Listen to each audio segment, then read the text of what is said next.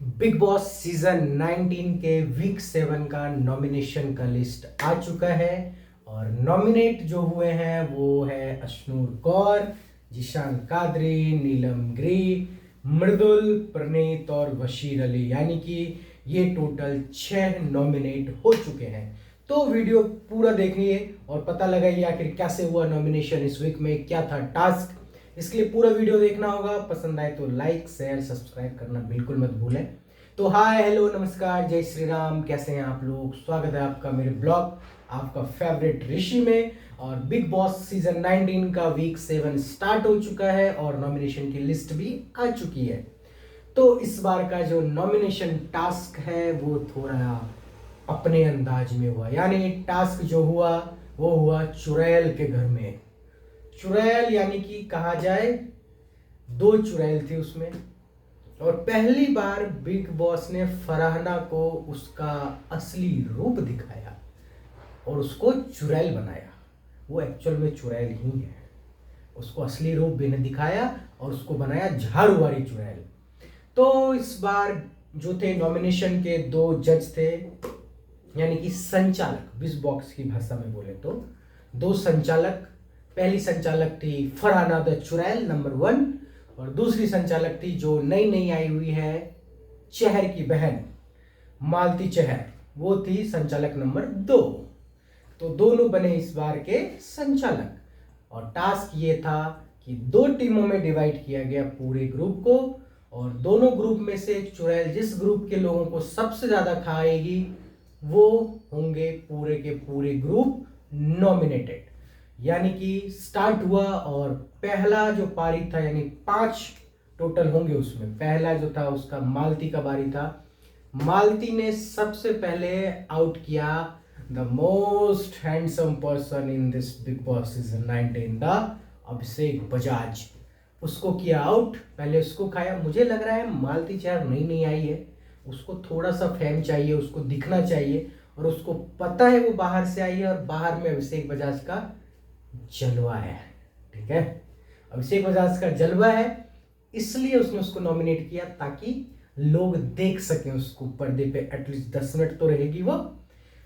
उसके बाद बारी आती है फरहाना की। फरहाना ने अपने जानी दुश्मन यानी कि तानिया मित्तल को खा लिया।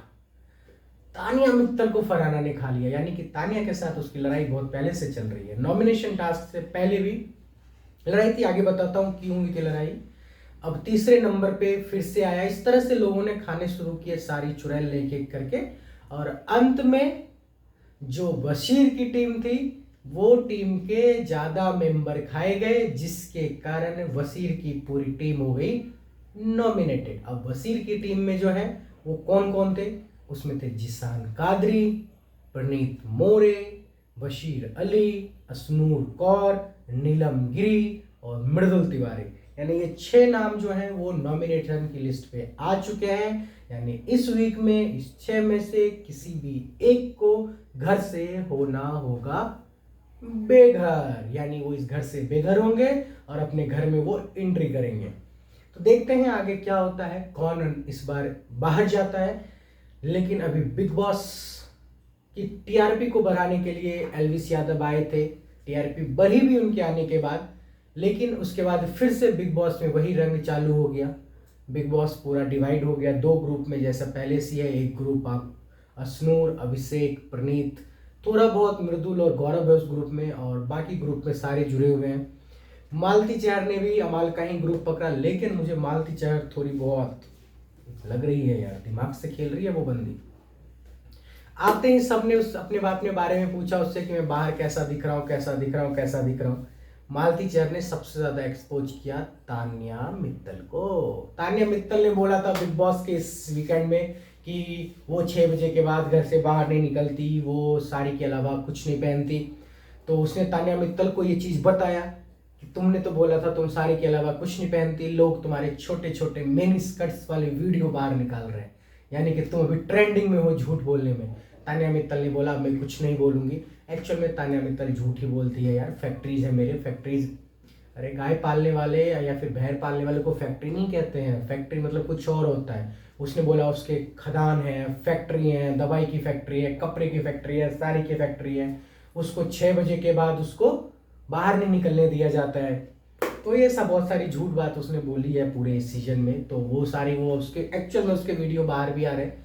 वो भी छपरी ही है थी पहले, वो छोटे छोटे मिनी स्कर्ट्स पहन के वीडियो बनाती थी। बाद में थोड़ा फेम पाने के बाद वो बकलावा खाने दुबई जाऊंगी, दाल पीने में लंदन जाऊंगी। इतना अमीर तो इंडिया में नेहरू जी भी नहीं थे जितना वो दिखा रही है एक्चुअल में। खैर कोई बात नहीं, भगवान ने चमड़े की जुबान दी है, जितने मर्जी उतना फिसल सकता है वो।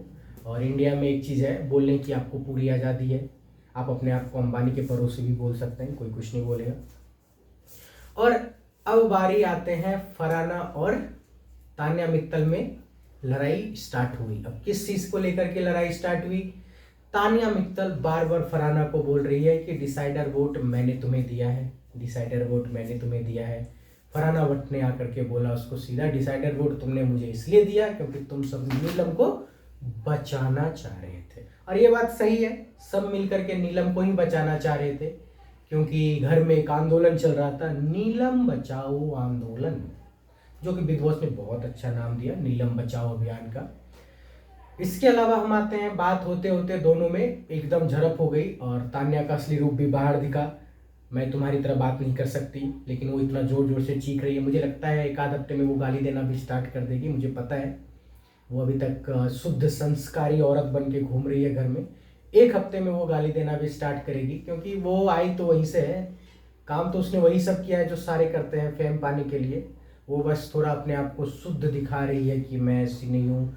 हमारे घर में 6 बजे के बाद रोने लग जाती है, बाहर नहीं निकलने देते। साड़ियाँ भी मैं बाथरूम में ही पहनती हूँ। तो मैडम, जब आप साड़ी बाथरूम में पहनते हैं तो आप जिम सूट पहन के जिम क्यों करते हैं? स्विमिंग सूट पहन के स्विमिंग में क्यों जाते हैं? नाइट सूट पहन के सोते क्यों है? उसने ये भी बोला था कि रात में सोते समय भी उसके घर में साड़ी पहनना ही है, वो स्विमिंग दूसरा सूट नहीं पहन सकती। मतलब झूठ का ना एक लेवल होता है, तान्या मित्तल उस लेवल से स्टार्ट करती है बोलना, यानी कि उसके पास सच है ही नहीं। मैंने स्ट्रगल किया है, सब कोई स्ट्रगल करते हैं। इतिहास में ऐसा कोई इंसान नहीं है जिसको फ्री फोकट में कुछ मिला है। सचिन तेंदुलकर जो इतना महान आदमी है, उसके बेटे को भी स्ट्रगल करना पड़ रहा है, ठीक है। तो अनंत भाई अंबानी के जो बेटे मुकेश अंबानी है ना, उनको भी स्ट्रगल करना पड़ रहा है। धीरू भाई अंबानी के बेटे मुकेश अंबानी है, उनको भी स्ट्रगल करना पड़ रहा है। तो ऐसा मत बोलिए मैडम कि बिना स्ट्रगल के किसी को कुछ मिल जाता है। स्ट्रगल सबको करना पड़ता है।